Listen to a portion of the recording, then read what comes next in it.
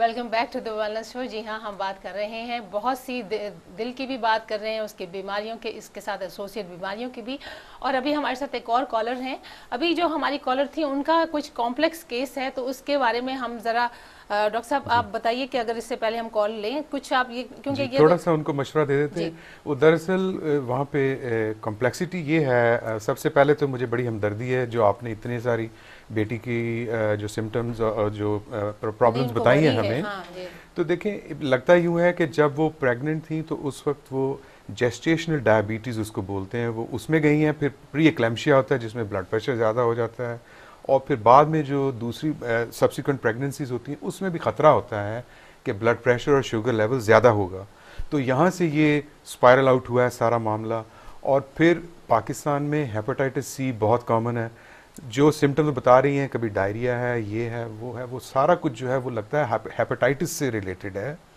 और इनमें एक तो लिवर के एक अच्छे डॉक्टर को वहाँ पे मिलना बड़ा ज़रूरी है इनके लिए, और दूसरा जो ब्लड प्रेशर ऊपर वाला ऊपर गया और नीचे वाला नीचे गया, इसमें कुछ हमारे जो वेल्व्स हैं हार्ट के, एक वेल्व होता है एओर्टिक वेल्व, उसमें कई दफ़ा अगर वो लीकी वेल्व हम बोलते हैं उसको, अगर वो एओर्टिक रिगर्जिटेशन का मामला हो तो ऊपर वाला ब्लड प्रेशर ऊपर और नीचे वाले उसमें गैप बहुत आता है। तो वो फिर एक्सक्लूड करना एक सिंपल एकोकार्डियोग्राम, जिसको हम अल्ट्रासाउंड ऑफ द हार्ट बोलते हैं, उसमें वो एक्सक्लूड करना ज़रूरी है। तो हार्ट पॉइंट ऑफ व्यू से तो ये एक बड़ी इंपॉर्टेंट बात है। जहाँ तक जी ईसीजी और ये एकोकार्डियोग्राम जो है। अच्छा। और बाकी जो रह गया उनका मामला डायबिटीज़ का, तो वो तो फिर एक अब उसके लिए तो कंट्रोल करना पड़ेगा, मेडिसिन लेनी पड़ेंगी, डाइट का ख्याल करना पड़ेगा। ये बहुत कॉम्प्लेक्स मामला है। इसके लिए देखें, आपने तो एक सवाल पूछ दिया कि भाई इसके मुझे बताएं क्या करें। तो देखें कितनी सारी सजेशंस दिए हैं। हम दूर बैठे यहाँ उनको सिर्फ यही एडवाइस कर सकते हैं कि जगह जगह जाने की बजाय और कंफ्यूज होने की बजाय किसी अच्छे हेपेटोलॉजिस्ट को और एक अच्छे कार्डियोलॉजिस्ट को मिलें तो आपके मामला बहुत हल हो सकते हैं। चलिए, आपने बहुत अच्छी, आप क्या कहेंगे उनके बारे में, उनकी जो ये प्रॉब्लम है? Briefly basically obviously diabetic control के लिए डाइट एंड एक्सरसाइज बहुत इंपॉर्टेंट है, और ऑब्वियसली अगर they having motion diarrhoea and so on, need to keep an eye on उनका वेट, उनकी हाइड्रेशन, पानी वगैरह, must make sure there's enough water. But the main thing really, as Dr. Ahmed says, they need to find the base, the root of the problems and sort them out first. आप ये देखें, दोनों हम अभी हमने थोड़ी सी calls ली हैं और हमारा पूरा जो है नियरली घंटा हमारा पूरा निकल गया है। Thank you so much. एक कॉलर और कह रहे हैं जल्दी से ले लें, बिल्कुल ब्रीफ हम जवाब उनको देंगे। जी हाँ, कौन है आप? जी अस्सलाम, मैं रफीक बात कर रहा हूँ मैनचेस्टर से। मैं ब्रीफ सवाल करूँगा खासतौर से आपकी डाइटिशियन से, क्योंकि टाइम नहीं है। वो सिर्फ ये बता दें कि एक हेल्दी इंसान जो अराउंड एज ऑफ 70 है, उसके लिए मुख्तसर डाइट प्लान क्या हो सकता है जिससे उसका कोलेस्ट्रॉल भी कंट्रोल हो सके और ग़िज़ा में जितनी और प्रोटीन्स और विटामिन सब चाहिए दिन भर के लिए वो भी मिल सकें उसको, और उसकी बैलेंस डाइट कायम रह सके। जी जनाब, शुक्रिया। Thank you. ओके, इस शो में अब टाइम नहीं है, लेकिन मैं ज़रूर कहूँगी कि आप मेरे से बात कर सकते हैं हार्ट यूके हेल्पलाइन पे। मैं वहाँ हर एक फ्राइडे पर होती हूँ। आप वहाँ मुझे कॉल कीजिए, मैं आपको डिटेल में बता सकती हूँ कि आपकी एज के लिए प्रोटीन कितनी चाहिए, कोलेस्ट्रॉल के कौन से फूड्स है। कोलेस्ट्रॉल की बात तो चलती रहेगी, सो दूसरे प्रोग्राम्स में हम बात करेंगे कोलेस्ट्रॉल कैसे लोग करते हैं, लेकिन बेसिकली आइडिया इस के कोलेस्ट्रॉल के लिए जो सैचुरेटेड फैट है वो बहुत कम खाना चाहिए, और उसकी बात हम आगे प्रोग्राम्स में करेंगे। लेकिन जैसे उन्होंने कहा कि हार्ट यूके का जो है वेबसाइट पे भी, और उसका इनका नंबर भी जो है वो आप उस पर आप फ़ोन कीजिए और वो आपको पूरी डिटेल से बताएंगी कि आपको क्या करना चाहिए। और अब हम यहाँ इनको बाय करेंगे। Thank you so much for joining us both of you. मैं ये सिर्फ कहना चाहूँगा कि हम हार्ट यूके के बहुत थैंकफुल हैं कि जिन्होंने ये एक इनिशिएटिव लिया है और अवेयरनेस क्रिएट करने के लिए, and I am very grateful कि देखें कि लोग कितना इंटरेस्ट ले रहे हैं और वो हेल्थ अपनी इम्प्रूव करना चाहते हैं, और यही हमारा मेन मैसेज है। और हम बात फिजिकल एक्सरसाइज की भी कर रहे थे, तो हम फिजिकल एक्सरसाइज के बारे में भी कहेंगे कि हम will be bringing different kinds of physical activities for you. तो आज जो हम लेकर आ रहे हैं वो है कि अगर आप जिम नहीं जाना चाहते, वॉक नहीं करना चाहते, आप घर में भी नहीं कुछ एक्सरसाइज करना चाहते, तो एक और तरीका है कि आप वो कर सकते हैं कि you can just do some shakeups will and I hope that they will shake you up with Karan. Thank you, Yasmin. Hi guys, it's me, Karan. I'm back here with the K-Spark Dancers to teach you another fantastic song. We're going to be doing Moja Moja from Jab We Met. So as normal, I'm going to show you first and then invite you to come and join me. So could we have some music, please?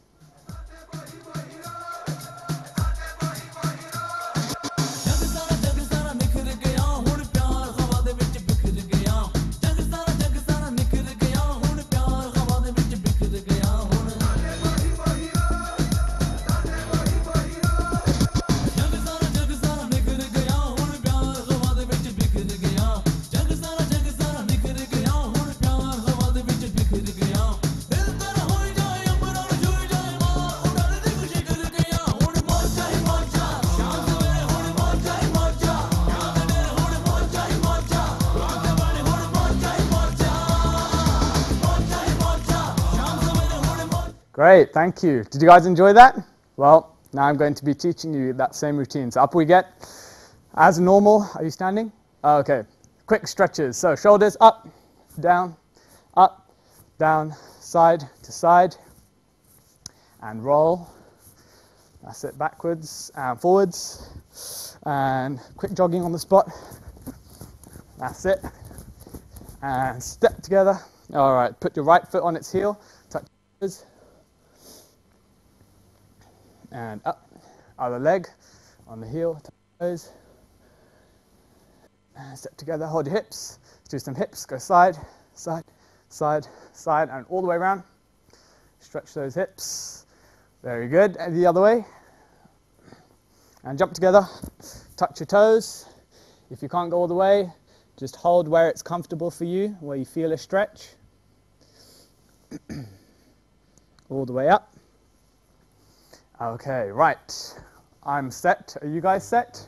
All right, here we go. First move, you're going to roll your right shoulder, 1, together, 2, together. So right shoulder, then the left. So roll your right shoulder and take a step.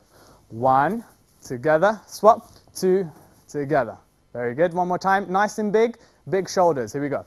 Right shoulder, together, left shoulder, together. Nice.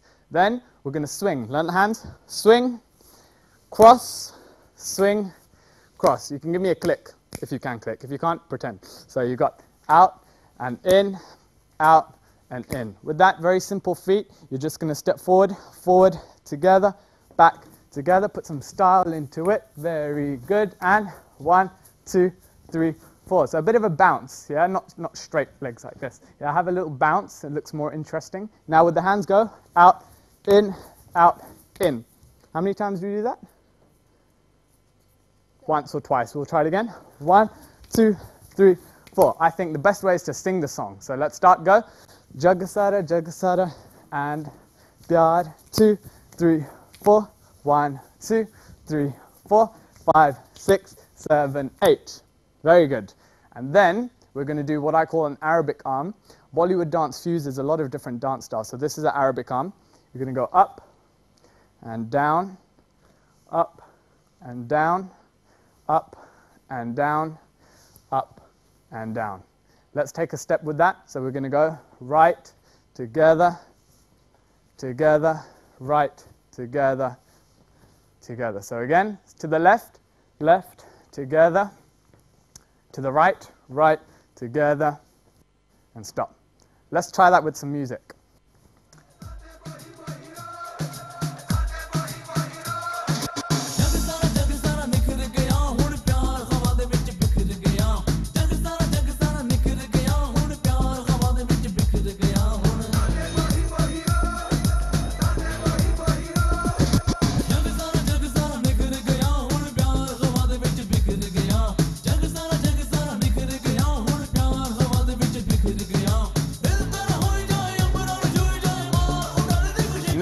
Next step after that, we're going to go dil, dil, hip, dil, hip, click up, click down, twist, twist, twist. So you're going to watch my feet. My heels are going out, out, out, 3 times. Okay, so we did dil. On dil, you're going to jump, jump together, jump middle, jump out, jump middle, click up, click down, twist, twist, twist.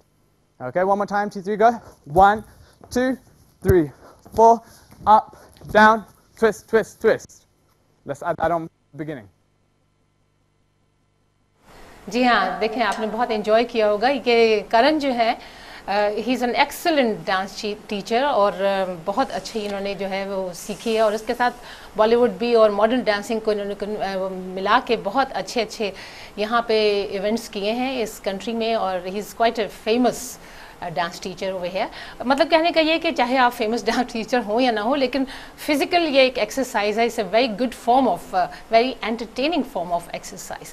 तो ये बात हुई और अब हमारे साथ जो है हमारा ये तो ख़त्म हुआ, लेकिन जैसे हमने आपको बताया कि मेंटल, सोशल और इमोशनल इश्यूज भी आपके हेल्थ को जो है डिटर्मिन करते हैं और उसके लिए हमारे साथ हमेशा एक होती हैं साइकोलॉजिस्ट होती हैं और आज की हमारी मेहमान जो है she has a degree in psychology and she is a neuro linguistic programming practitioner. बहुत टंग ट्विस्टिंग इनका जो है टाइटल है और इसके अलावा हिप्नोथेरेपिस्ट भी हैं, लाइफ कोच भी हैं and then time life therapy practitioner. अब मैं इनसे पूछूंगी कि ये सब कुछ क्या है, लेकिन हमने आपके सवाल भी लेने हैं आपसे। हम ये रिक्वेस्ट करेंगे कि कोई भी आपका इशू हो, फैमिली रिलेशनशिप का इशू हो या कोई भी ऐसा इशू हो जो जिससे के बारे में आप बात करना चाहती हो, आइए इनको पहले वेलकम करते हैं। Naaz, thank you very much for joining us, it's a pleasure to have you over here. Thank you जी। तो नाज, हम बात करेंगे जो भी हमारे घरों में इश्यूज होते हैं, लेडीज़ को भी होते हैं, जेंटलमैन को भी होते हैं। हम ये नहीं कह रहे कि सिर्फ लेडीज़ के लिए हैं, लेकिन लेडीज़ को घरों के इशू बहुत ज़्यादा होते हैं। सबसे पहले मैं एक लेटर, क्योंकि अब हमारे साथ पास हम आपको जैसे कहते हैं, हम अपने ईमेल्स भी आपको दे रहे हैं और आप अपने जो इश्यूज़ हैं वो चाहे फिज़िकल हों, हेल्थ के हों या इमोशनल हों, मेंटल हों, वो आप ज़रूर लिखिए। तो ये है कि I'm concerned for my son. He has just joined a new college and has started behaving differently with family. He tends to spend a lot of time alone and will not open up to any family member about college or anything. How do I get through to him and support him if he is facing any troubles? Okay, I would say the first thing is you are saying that he has joined a new college. Has he actually started a new college or did he actually change the college? Because they are two different things, they affect you differently. So if he has changed the college, then obviously the change is affecting him. But if he is kind of going from high school and just started the college, then even that is a different change. Most probably उसने college अभी join किया है because they just said new college, yeah. And also, I'm just assuming here that given that he's joined the college, he's a teenager. Now, it's quite actually usual for teenagers to be very you know kind of be on their own.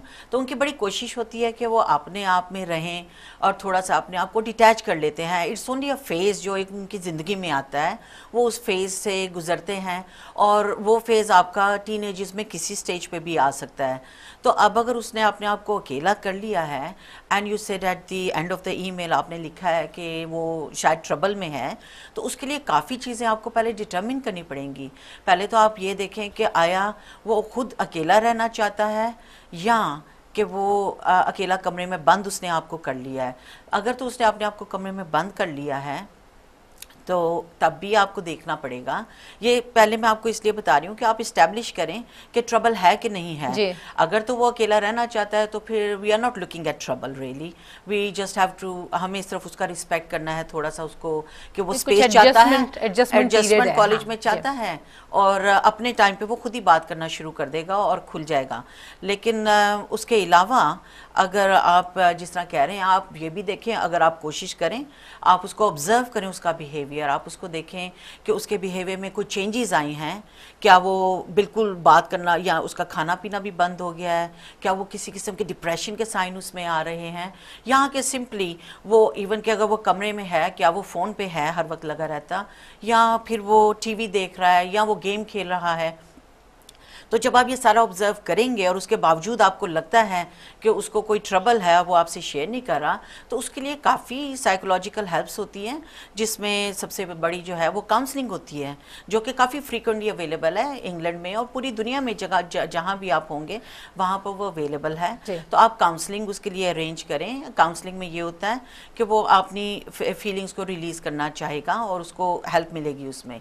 दूसरा, आप उसके लिए talking therapy भी आप arrange कर सकते हैं, और अगर आप टॉकिंग थेरेपी तो घर में ही किसी से जिससे ये ज्यादा दोस्ती है या ज्यादा फैमिली मेंबर्स में अगर वो एक उससे किसी मेंबर से नहीं बात करना चाहता या बहुत सारे मेंबर से नहीं बात करना चाहता, आई एम श्योर कि फ्रेंड्स में और किसी उसमें फैमिली में कोई ना कोई ऐसा मेंबर होगा जिससे वो बहुत फ्रैंक है, और वो उससे, मैं ये कहूँगी कि जब भी आप उससे बात करें या जो भी उससे बात करें, try not to question him directly.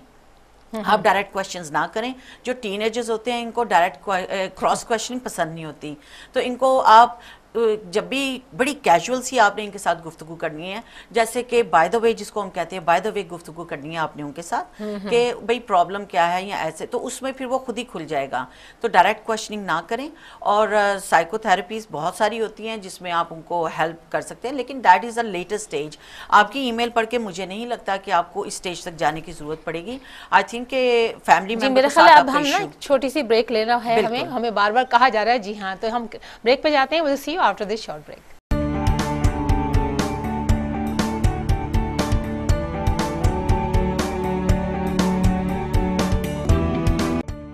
The Wellness Show, sponsored by Heart UK, the cholesterol charity. Welcome back to the wellness show. जी हाँ, इस शो में अभी इस बात जारी है आपके प्रॉब्लम्स जो कि आपने हमें बताए हैं या आप अभी हमें बताएंगे, तो हम उसके बारे में बात करेंगे। और हमारे यहाँ पर जो हैं साइकोथेरेपिस्ट नाज ये बैठी हुई हैं आपके सवालों के जवाब देने के लिए। लेकिन इससे पहले मैं आप हमें कोई सवाल करें, मैं इनसे सवाल करना चाहूँगी कि ये जो इतना लंबा आपका है neuro linguistic programming practitioner, what is it all about? पर basically I won't go into definition. मैं आपको डेफिनेशन दूंगी तो बहुत कॉम्प्लिकेटेड हो जाएगा व्यूअर्स के लिए। बिल्कुल सिंपल बताएं। तो मैं आपको बहुत सिंपल बताऊंगी। इसका जो मकसद है वो ये है कि आपके जितने भी आपकी ज़िंदगी में जो कुछ भी हो रहा है वो उस पर आपकी सोच पे बहुत इफेक्ट होता है। और अगर आपकी सोच नेगेटिव हो जाएगी तो आपका सब कुछ जो है वो नेगेटिव होना शुरू हो जाता है। तो न्यूरो लिंग्विस्टिक प्रोग्रामिंग जो है उसका एम ये है कि आपकी जो सोच है उसको बदल दें और आपकी नेगेटिव सोच को, नेगेटिव फीलिंग्स को पॉजिटिव कर दें। अच्छा, पॉजिटिव थिंकिंग आप सिखाती हैं। पॉजिटिव थिंकिंग, बिल्कुल, दैट इज द एम। और ये जो टाइमलाइन थेरेपी है ये क्या है? टाइमलाइन थेरेपी बेसिकली इस पार्ट ऑफ इसी का हिस्सा है NLP का, लेकिन इसका ये है बहुत हाई लेवल की। जिस तरह फोबिया है, अगर तो नॉर्मल फियर है तो नॉर्मल फियर जो है वो आप NLP में ट्रीट कर सकते हैं, लाइफ कोचिंग में और उसमें। लेकिन अगर आपको फोबिया है तो वो उसके लिए आपको एक्सट्रीम फियर है तो उसके लिए आपको टाइमलाइन थेरेपी चाहिए, जिसमें थोड़ा सा हिप्नोसिस भी इन्वॉल्व होता है। अच्छा, तो इसका मतलब है कि ये काफ़ी डीप है और होलसम आप पूरा जो है वो प्रोवाइड करती हैं। चलें, तो ये जो अभी आपने बताया इस बच्चे का, मेरा ख्याल एक कॉलर हैं जो उनसे पहले हम कॉल ले लेते हैं। जी हेलो। जी अस्सलाम वालेकुम। वालेकुम सलाम। जी मैं पूछना चाहती हूँ कि इंसान जब खुशी की हालत में होता है या गमी की हालत में होता है, फर्स्ट थिंग वो जो इंसान है, क्या वजह है कि वो भागता है for the sake of getting some comfort, खाने की तरफ भागता है, जब या खुशी की हालत में हो या गमी की हालत में हो? वो ऐसा क्यों है कि वो खाने की तरफ भागता है to get some comfort in his body, his और हर बॉडी? बहुत इंटरेस्टिंग आपका सवाल है। जी हाँ, बिल्कुल, आप बताइए। अच्छा, मेरे हिसाब से, मेरे एक्सपीरियंस के हिसाब से, जो अभी तक मुझे तजर्बा है, हर इंसान खाने की तरफ नहीं भागता, बल्कि मैंने काफ़ी ऐसे भी क्लाइंट्स देखे हैं जिसमें कि वो खाने से दूर भागते हैं स्ट्रेस में जी, और खुशी में उनका तो एक उनका फीलिंग होती है, खुशी में वो खाने की तरफ भागेंगे, स्ट्रेस में वो गमी की हालत में खाने से दूर चले जाते हैं। और कुछ ऐसे भी हैं जो कि खुशी की हालत में खाने से दूर भाग जाते हैं। अच्छा। और गमी की हालत में ज्यादा खाना शुरू कर देते हैं। तो either way I think different people they behave behaviour उसका डिफरेंट होता है। बिल्कुल। तो कंफर्ट ईटिंग जो है वो तो दोनों सूरतों में ही आएगी, डिपेंडिंग ऑन कि आपकी पर्सनैलिटी कैसी है। कहते हैं ना, खुशी में तो भूख भी खत्म हो गई मेरी, ये भी कहते हैं। और इसी तरह दुख में भी जो है बहुत से ऐसे लोग हैं जिनको बिल्कुल भी खत्म हो जाती है। खत्म हो जाती है। तो हम बात कर रहे थे इस बच्चे की जो आप कह रही थी कि उसको, लेकिन आप कह रहे हैं ना, वो तो कह रही है कि मैं कैसे कम्युनिकेट करूं कि उसे मैं पता लगाऊं कि उसको क्या प्रॉब्लम क्या है। हाँ, लेकिन आप देखें कि इस सारे जो सिचुएशन है उसमें बच्चा बहुत इंपॉर्टेंट है, क्योंकि ज़ाहिर है आप भी उसके लिए वरीड हैं। तो उसके लिए मैं सबसे पहले आपको ये कहूँगी कि you are obviously putting him first, आप उसको सबसे ज़्यादा इंपॉर्टेंस दे रहे हैं। तो अगर आपसे वो कम्युनिकेट करने में उसको शायद थोड़ी सी प्रॉब्लम हो रही है या शर्म आ रही है, कोई भी वजूहात हो सकती हैं, तो उसके लिए आप किसी और को फिर आगे कर दें कि जिसके साथ वो कंफर्टेबल फील करे। क्योंकि आपका मकसद तो ये है कि मैंने इस बच्चे की मदद करनी है, मुझे ये मालूम करना है कि भाई ये इसको प्रॉब्लम क्या है या प्रॉब्लम है भी कि नहीं है। हाँ, तो उसके लिए अगर ये उसको थोड़ी सी प्रॉब्लम हो रही है या अगर उसको जो भी उसकी वजूहात हैं वो आपसे बात नहीं करना चाह रहा, आप उससे किसी और से बात करवा दें। मगर ये प्रॉब्लम जो है बहुत मेरा ख्याल है पेरेंट्स को होगी, और मेरा ख्याल है बहुत सी हमारी जो है पेरेंट्स जो हैं वो रिलेट कर सकते होंगे इस बात को, क्योंकि बच्चे जो है एक सर्टन एज के बाद आके वो बिल्कुल कई दफ़ा बिल्कुल चुप हो जाते हैं और अपने घर वालों से बात करना जो है ना वो समझते हैं गुनाह है। हाँ जी, बिल्कुल ऐसा होता है। जैसा मैंने शुरू में आपको कहा था कि this is a very normal, ये बहुत यूजुअल है। टीन एजेस में बहुत मुश्किल है कहना किस एज में, कई बच्चे 13 की एज में शुरू हो जाते हैं। और वो आप देखें बच्चा जब स्कूल जाता है वो सबसे पहले आपको यही कहता है कि मम्मी मेरे साथ नहीं चलना, कि वो मुझे शर्म आती है, मेरे फ्रेंड्स ना देख लें। तो ये उसका मतलब ये नहीं कि उसने हमें प्यार करना खत्म कर दिया है, वो फिर भी हमें उतना ही प्यार करता है, लेकिन एक उसकी एज के हिसाब से हमें भी उसकी रिस्पेक्ट एक्सप्लोर कर रहा है अपनी जो है, बिल्कुल कि वो एडल्ट है या भी बच्चा है, बच्चा है, और उसमें हर बच्चा डिफरेंट है। बिल्कुल। एक और कॉलर है हमारे साथ। हेलो, को मैं अमानत कर रहा हूँ जी। मेरे दो छोटे छोटे क्वेश्चन है। एक तो मैं इसको एक शेर के साथ शुरू करूंगा कि याद माजी अजाब है यार अब छीन ले मुझसे हाफजा मेरा। मैं आपसे ये पूछता हूँ, हमें चाहे हम जिंदगी में हाल में कितने खुश हो या कितने गमगीन हो, हमारा ये माजी पीछा क्यों नहीं छोड़ता? और तमाम जो चीजें ज़हन में आती हैं और तकलीफें और बदला और गुस्सा और प्यार और सब कुछ ये माजी से वाबस्ता होता है। दूसरा सवाल मेरा ये है कि देखिए अब फर्ज कीजिए मैं आपके साथ बात कर रहा हूँ, मैं फ्रैंक हूँ, सब कुछ हूँ, लेकिन अगर कोई शख्स मेरे सामने माइक्रोफोन रखते या मुझे स्टेज पे खड़ा करते तो मेरा ऊपर का सांस ऊपर और नीचे का नीचे रह जाता है। आप मुझे ये बताइए कि ये स्टेज टेरर जो है जी, ये एक आदमी जो जिंदगी में कामयाब है, लोगों से मिलता है, मिक्सअप होता है, बोलता है, बात करनी आती है, बात समझनी और सुननी आती है, फिर भी ये तकलीफ होती है। बहुत आपके इंटरेस्टिंग सवाल है। आप अपना नाम बताएंगे या नहीं बताना चाहेंगे? मैंने तो अर्ज किया था मेरा नाम अवान है। एवान है, अच्छा। ये बहुत इंटरेस्टिंग आपके दोनों सवाल हैं, आप बताइए जी। अच्छा, पहले तो मैं ये कहूँगी, शायद आपको हंसी भी आएगी, काफ़ी लोग कहते हैं कि याद माजी अजाब है यारब छीन ले मुझसे हाफ़िज़ा मेरा। तो मैं उनको अक्सर पूछती हूँ कि ये माजी आपको नहीं छोड़ रहा या आप माजी को नहीं छोड़ रहे, ठीक है ना? माजी जो है पास्ट, आप उसको हम NLP में यही सिखाते हैं कि सबसे पहले आपको ये उसकी अप्रोच होनी चाहिए कि माजी को आप चेंज नहीं कर सकते, आप तब्दील नहीं कर सकते, आप बदल नहीं सकते। जो गुजर गया सो गुजर गया, लेकिन जो आप हिस्ट्री, बिल्कुल वो हिस्ट्री हो गई, लेकिन उसमें आपने ये देखना है कि जो हुआ उसमें आपकी लर्निंग क्या थी, उस लर्निंग को लेके आपने चलना है। और हर बैड एक्सपीरियंस में भी डजंट मैटर कि कितना आपका अच्छा या बुरा तजर्बा था, उसमें आपकी कोई ना कोई पॉजिटिव लर्निंग है, और आपने उस पॉजिटिव लर्निंग को ढूंढना है कि वो कौन सी ऐसी लर्निंग थी। और जब आप उसको ढूंढेंगे तो आपको वही एक्सपीरियंस, आप उस पर भी शुक्र अदा करना शुरू कर देंगे। कहते हैं कि जिंदगी अगर खुशी नहीं देती तो तजर्बा जरूर देता है। बिल्कुल। और आप माजी को बदल नहीं सकते, लेकिन आप अपना एटीट्यूड जरूर बदल सकते हैं माजी की तरफ। अपनी फीलिंग्स आपकी बदल सकती हैं कि आप माजी को किस तरह से फील करना चाहते हैं। ठीक है, कहते हैं past is a history and future is a mystery but present is a present for you. You know, एक आपके लिए तोहफा है। तो मेरा ख्याल है I think living in the present, ये हमें आर्ट सीखना पड़ेगा और आप जैसे लोग हमें सिखाएंगे। बिल्कुल, and that's where positive thinking comes into it. जी जी, ठीक है। और दूसरी बात उन्होंने जो कही थी, दूसरी बात अवान साहब आपने क्या कही थी? Hello, stage terror. हाँ, स्टेज टेरर। अच्छा जी, ये जो स्टेज टेरर है ना, it's nothing to be harsh on yourself, कि आप अपने आप को कहें कि शायद मेरे में कोई कमी है या मेरे में कोई खराबी है, ऐसा नहीं है। स्टेज टेरर के लिए काफ़ी थेरेपीज होती हैं, और ये देयर पब्लिक स्पीकिंग कोर्सेज होते हैं, तो बहुत सारे कोर्सेज हैं जो आपको ऑनलाइन भी मिलेंगे पब्लिक स्पीकिंग के। तो ये हर एक बंदे का कमाल नहीं है कि वो नेचुरली, बहुत कम लोग ऐसे होंगे जिनको नेचुरल टैलेंट होगा जिनमें कि वो आप उनको कहीं भी खड़ा कर दें, उनमें इतना कॉन्फिडेंस होगा कि वो बोल सकें। लेकिन बहुत सारे लोग ऐसे भी हैं, इंक्लूडिंग माई सेल्फ, कि जिनको तजर्बे के साथ फिर स्टेज जो है टेरर जाना शुरू हो जाता है।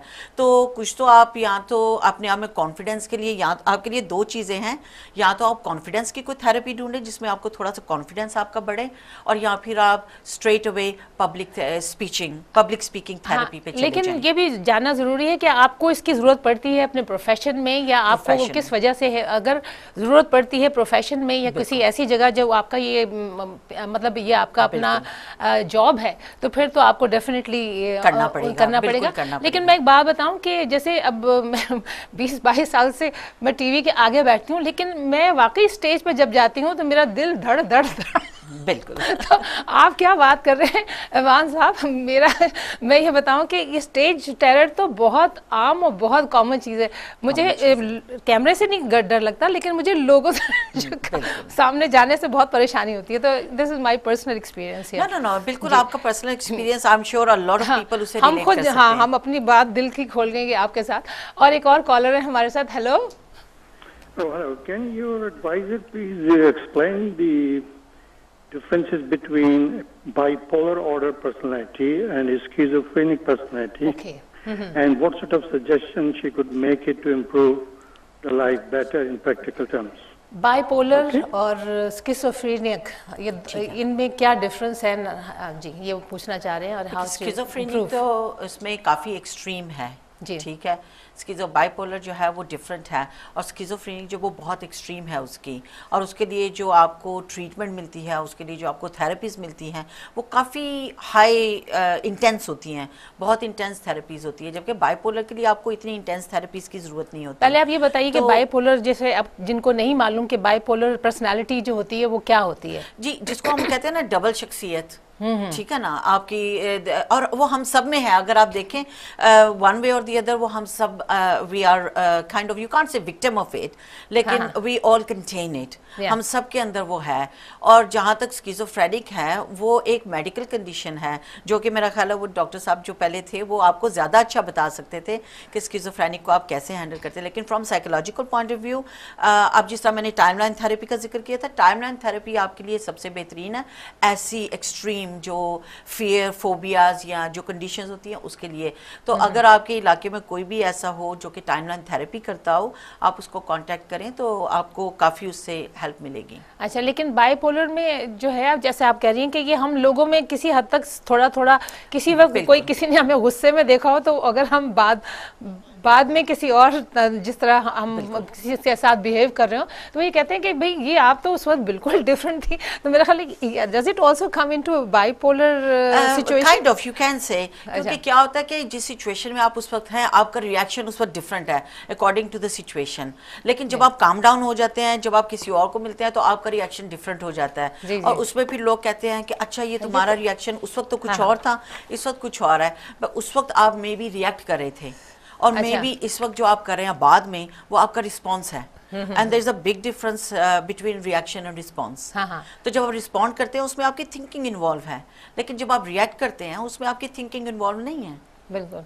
तो इस तरह हम उसमें आपकी पर्सनालिटी इन अ वे हम सारे जो हैं वो बाइपोलर थोड़े थोड़े हैं। I think I would agree with that, yes.